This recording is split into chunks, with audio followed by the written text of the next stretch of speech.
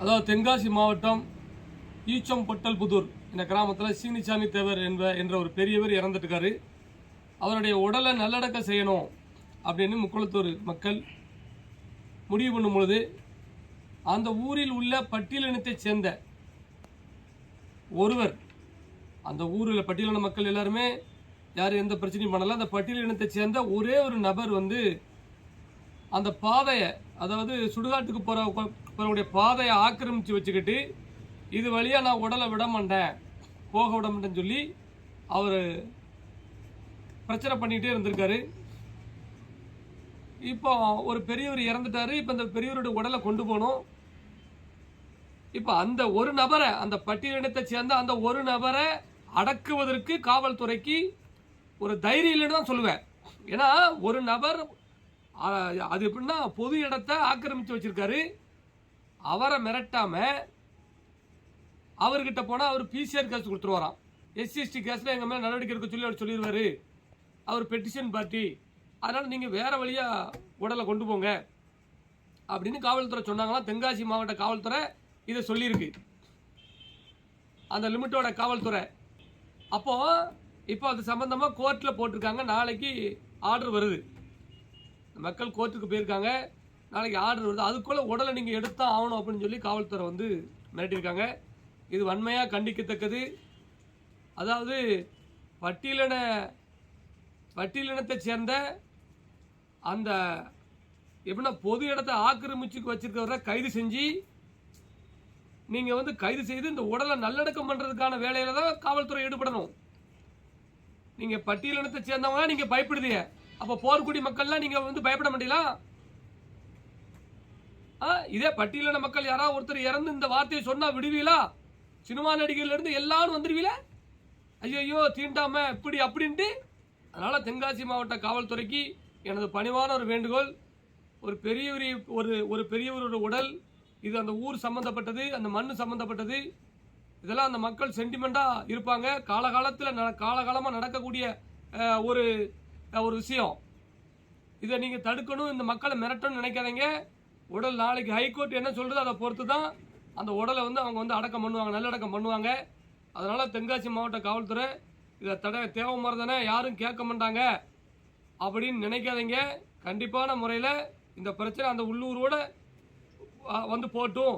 நீங்களா சரி பண்ண. தாசில்தார் சொன்னாராம், அந்த இடம்லாம் ஆமாம் இது பொது இடம் தான், ஆனால் நான் போய் பேச முடியாது, கேட்டால் பிசிஆர் கேஸ் கொடுப்பான் என் மேலே. அப்போ அரசு துறை அதிகாரி நான் என்ன, இதனால தான் உங்களை திட்டுறேன், இதனால தான் ஒருதலை பட்சமாக நீங்கள் செயல்படுத்தின்னு சொல்லி உங்களை மானங்கட்ட கிளிக்க, புரியுதா?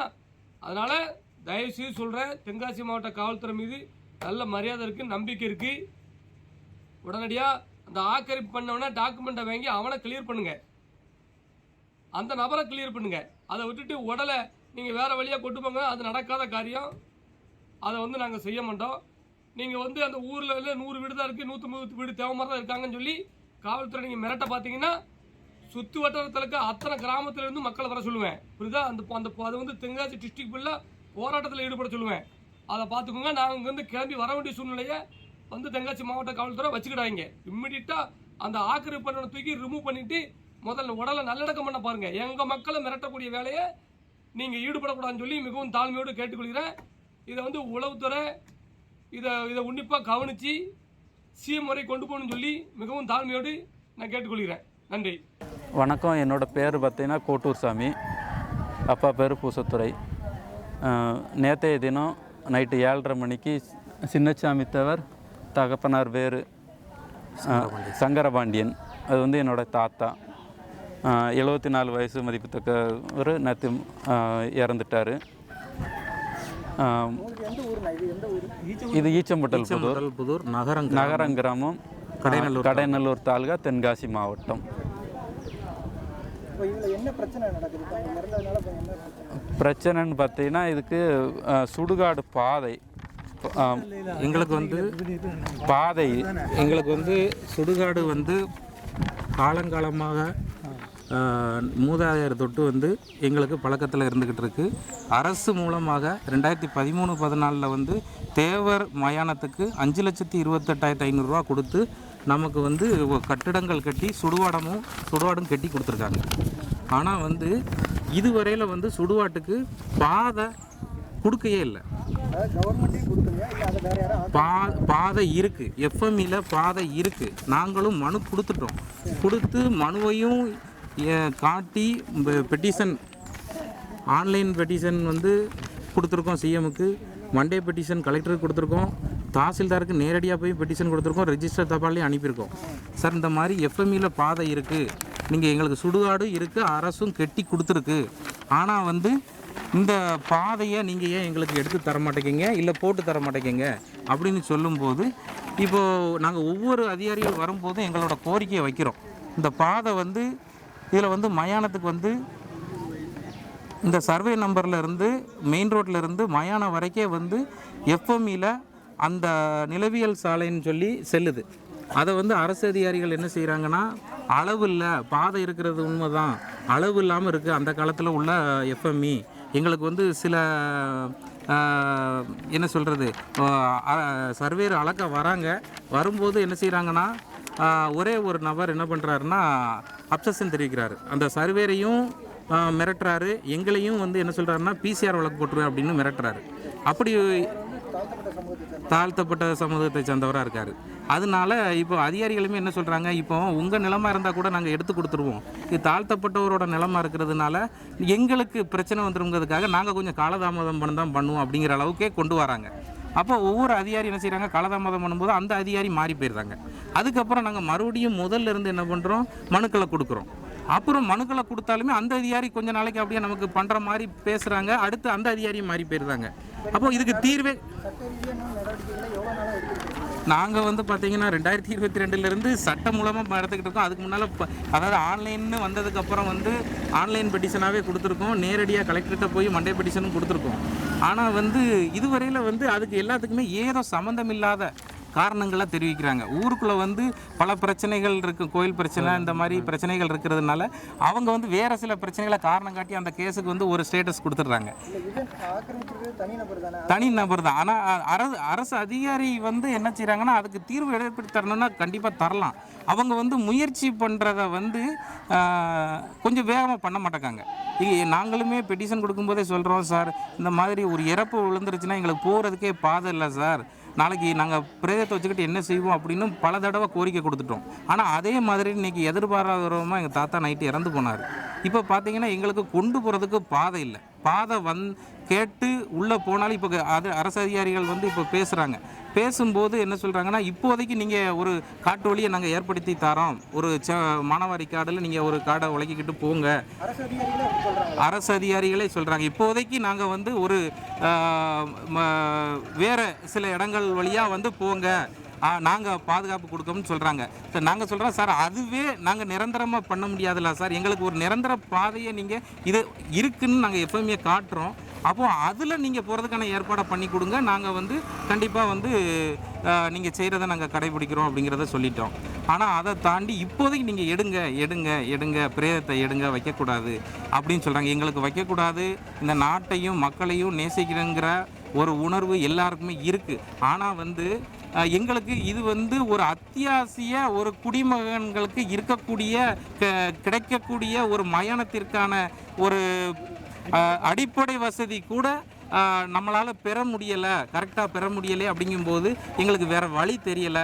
இதுக்கான ஒரு முடிவு கிடைச்சிருச்சுன்னா நாங்கள் பிரேதத்தை எடுத்துக்கிடுவோம் அப்படிங்கிறது.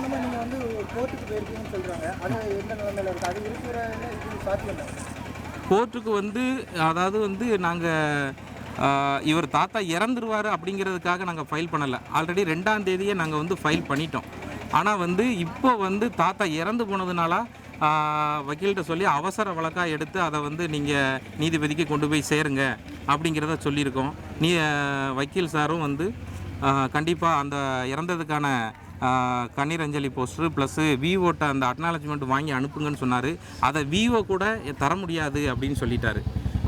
இருந்தாலும் நாங்கள் லாயர்கிட்ட சொல்லியிருக்கோம், நீதிபதியை நம்பிக்கிட்டு இருக்கோம். ஏன்னா நீதிபதி கொடுக்கக்கூடிய ஒரு இதே எத்தனையோ வழக்குகளில் வந்து இதே ஆதி திராவிடர் மயானத்துக்கு தேவர் சமுதாயத்தோட இடத்துக்குள்ளே ஓடி பாதை போகுது. அன்னைக்கு இந்த தேவர் சமுதாயம் வந்து விட்டு கொடுத்துச்சு. மயானத்துக்கு ஒரு பொதுப்படையாக இருக்கக்கூடிய விஷயத்துக்கு நம்ம இடம் பழகினாலும் பரவாயில்லன்னு சொல்லி விட்டு கொடுத்து இன்னமும் பாதை அனுபவிச்சுக்கிட்டு இருக்காங்க. இதே ஊரில் தான். அவங்க வந்து தேவேந்திர குல வேளாளர். ஆமாம். அதனால அவங்க வந்து இப்போ வந்து ஒரு நபர் தான், அந்த சமுதாயத்தையும் நம்ம வந்து சொல்லலை. ஒரு நபர், அதாவது அந்த இடம் வந்து அவர் வந்து அதாவது கிழுவக்குலையால் வேலி போட்டு அடைச்சி வச்சுருக்காரு. இன்னும் வந்து பார்த்தீங்க அப்படின்னா அதுக்கு அடுத்த சமுதாய மக்களும் இருக்காங்க.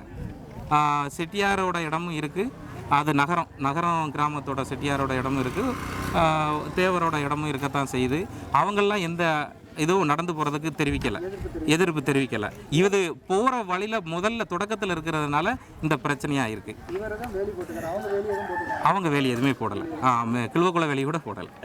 ஆமாம். காவல்துறை தரப்பில் என்ன சொல்கிறாங்க? இது வந்து இப்போ இன்னைக்கு தாசில்தார் எதுவும் வந்து பேச்சுவார்த்தை நடத்துகிறாங்களா, என்ன சொல்கிறாங்க? இல்லை, காவல்துறை தரப்பில் வந்து சொன்னாங்க, அவங்க சொல்கிற விதம் மாதிரி சொன்னாங்க. நாங்களும் வந்து எங்களோட கோரிக்கையை வந்து முறையாக சொன்னோம். சார், இது மாதிரி வந்து நாங்கள் இவ்வளோ விஷயங்களை பண்ணிகிட்ருக்கோம், ஆனால் இதுவரையில் எந்த அதிகாரியும் வந்து ஒரு நிரந்தர தீர்வை ஏற்படுத்தி தரல. வராங்க, அந்த மட்டும் போயிடுறாங்க. நாங்கள் எங்களால் வந்து இந்த பிரச்சனைக்கு எப்போ தான் முடிவு கிடைக்கும் அப்படிங்கல நாங்கள் ஏற்கனவே மனு கொடுக்கும்போதே சொன்ன மாதிரி, சார் இறப்பு வந்துச்சுன்னா நாங்கள் என்ன செய்ய முடியும் அப்படிங்கிற மாதிரி. இன்றைக்கி இறப்பு நடந்துருச்சு சார், எங்களுக்கான பாதையை நீங்கள் காட்டுங்க, அதுக்கப்புறம் நாங்கள் வந்து அதில் நாங்கள் கொண்டு போய்க்கிடுதோம். அப்போ எங்களுக்கு பாதையே இல்லாமல் இருந்தால் என்ன சார் வழி அப்படிங்கிறத கேட்கவும் அவங்களுக்கும் சொல்ல முடியலை. தாசில்தாரும் வந்தாப்புல, சரி ஓகே நீங்கள் கோர்ட்டை நம்புகிறீங்க, சரி கோர்ட்டு கொடுக்கட்டும், கோர்ட்டு இல்லைன்னா நானே இப்போ சர்வே பண்ணிடுவேன் அப்படின்னு சொன்னார். நம்ம கோர்ட்டில் ஃபைலிங் நம்பர் ஆகிருக்கிறதுனால அதை வந்து ஒரு நாள் வெயிட் பண்ணுங்க அப்படின்னு சொல்கிற மாதிரி இருக்குது. அதனால் நாங்கள் வந்து நீதிமன்றத்தை நம்பிக்கிட்டு இருக்கோம். இப்போ ஒருவேளை கோர்ட்டில் நாளைக்கு என்ன மாதிரி தீர்ப்பு வரலாம், அப்படி தீர்ப்பு வந்து உங்களுக்கு சாதகமாகவோ எதிராகவோ வந்தால் என்ன நடவடிக்கை எடுக்கலாம் அப்படின்னு சொல்லி நீங்கள் முடிவெடுத்துருக்கீங்க? இல்லை, இந்த தீர்ப்பு வந்து வரும், நீதிபதியிட்டேருந்து முறையான தீர்ப்பு வரும்னு நம்புகிறோம். ஏன்னா வந்து நமக்கு வந்து மயானம் இருக்கிறது உண்மை, எஃப்எம்இல அதுக்கான பாதை நாங்கள் அனுபவிச்சுக்கிட்டு இருந்தது உண்மை, மேப்பில் வந்து நிலவியல் சாலைன்னு இருக்கிறது உண்மை. அப்படிங்கிற எங்களுக்கு மாற்று கருத்து இல்லை. அப்படி எதுவும் ஒரு தவறுதலாக நீங்கள் சொல்கிற மாதிரி ஒரு வேண்டாதது கிடைக்கல அப்படின்னா என்ன பண்ணுவீங்க அப்படின்னு ஒரு கேள்வியை நீங்கள் வைக்கிறீங்க அப்படின்னா, கிடைக்குங்கிற வழி இருந்துச்சுன்னா நாங்கள் அதுக்கப்புறம் எங்கள் முத்தத்துலேயோ எங்கள் வீட்டுக்குள்ளேயோ எரிக்கிறத தவிர எங்களுக்கு வேறு வழி கிடையாது. அதுக்கப்புறம் இந்த இந்திய குடிமகனாக இருக்கணுமா வேண்டாமா அப்படிங்கிறதையும் நாங்கள் யோசிக்க வேண்டிய வரும். ஏன்னா எங்களுக்கான அடிப்படை தேவை நிலவியல் மயானம் இருக்குது. பாதை இல்லைன்னா நாங்கள் யாரை குறை சொல்ல? இந்த ஊரில் தேவ சமுதாயத்துக்கு மட்டும்தான் இந்த பிரச்சனை இருக்கா, இல்லை எல்லா சமுதாயங்களுக்குமே இந்த பிரச்சனை இருக்குதா? இல்லை, இங்கே வந்து 2 சமுதாயம் தான் இருக்குது. இது வந்து இந்த சமுதாயத்துக்கு மட்டும்தான் இருக்குது. ஏன்னா வேறு சமுதாயத்துக்கு வந்து அரசு கட்டி கொடுத்துருக்கு, அவங்களுக்கு பாதை போட்டு சாலை அமைச்சு கொடுத்துருக்கு. நமக்கும் மயானம் கட்டி கொடுத்துருக்கு, போர் போட்டிருக்கு, அடிவம்பு இருக்குது, ஆனால் வந்து பாதை இல்லை. ஒரு தனிநபர் ஆக்கிரமிப்பு பண்ணி வச்சுருக்காரு. அப்போ அதை சொல்லும்போது ஒவ்வொரு காரணங்களாக சொல்லி நம்மளை வந்து அதிகாரிகள் வந்து வேறு திசையில் தான் பொறுங்கப்பா, செய்யுங்கப்பா, செஞ்சுருவோம்ப்பா, பண்ணி கொடுத்துருவோம்ப்பா, இப்படி தான் சொல்கிறாங்க. நாங்களும் அதிகாரிகளை நம்புகிறோம். இந்த நாட்டை நேசித்த எங்களுக்கு என்ன செய்யணும்னு தெரியல. இதே சூழ்நிலை அவங்களுக்கு வந்துருமே உடனே அவங்க பசுபாடியில் எல்லாம் உடனே பண்ணுவாங்க. ஆமாம், எல்லாம் செய்வாங்க. அப்போ அவங்களும் பார்க்க நம்மளும் முன்னால் பார்க்கணும்ல. கண்டிப்பாக பார்க்க. அப்போ அவங்க இதுக்கு பாடி வச்சுருக்கு, போய் பசுமாடி கலெக்டரேட் எல்லாரும் வந்துருப்பாங்கல்ல. அப்போ இதை செஞ்சு கொடுக்காம என்ன வீட்டுக்கு ஒரு பாடி எடுத்து மாதம் கணக்காக வச்சு கொடுக்க முடியும்? இப்போ செய்யணும்னா 10 நிமிஷம் செய்யலை, நம்மளும் மட்டும் மறிக்கலாம். ஏன் என்ன செய்வாங்க நம்மள? அப்போ உடனே தேர்வு கிடைக்கும், 10 நிமிஷத்தில் இருப்போம். இப்போ பாடி ஒன்றும் பிரச்சனை இல்லை, முடிஞ்சிடலாம், எடுங்க பாடி தூங்க ரோட்டை வண்டி மறிப்போம். நம்ம சட்டத்துக்கு இப்போ டிஎஸ்பி சாரும் வந்து பேசியிருக்காங்க, தாசில்தாரும் வந்து பேசியிருக்காங்க. முறையான தீர்வு கிடைக்கும் அப்படின்னு நம்புகிறோம். அதுக்காக நாங்கள் காத்துக்கிட்டு இருக்கோம்.